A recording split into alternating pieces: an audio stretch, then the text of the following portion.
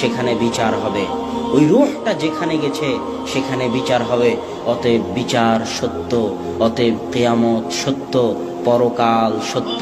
যে আল্লাহ আপনাকে প্রথমবার বানিয়েছে তার জন্য দ্বিতীয়বার বানানো সহজ। তাই বুদ্ধিমত্তার পরিচয় দিন, নিজের জন্য কিছু করুন, নিজের স্বার্থ বুঝতে শিখুন, স্বার্থপর হয়ে নিজের জন্য কিছু করুন।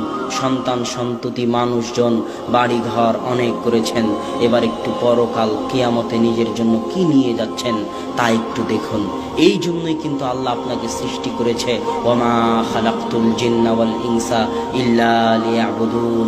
মানুষ এবং জিনকে সৃষ্টি করেছি শুধু আমার ইবাদত করার জন্য। সকাল থেকে সন্ধ্যা পর্যন্ত, জন্ম থেকে মৃত্যু পর্যন্ত মানুষ শুধু আমার ইবাদত করবে, আমার জিকির আজকার করবে, আমার তাসবিহ তাহলিল করবে, এটাই মানুষের কাজ। তাহলে খাওয়া দাওয়া চাকরি বাকরি, বেঁচে থাকতে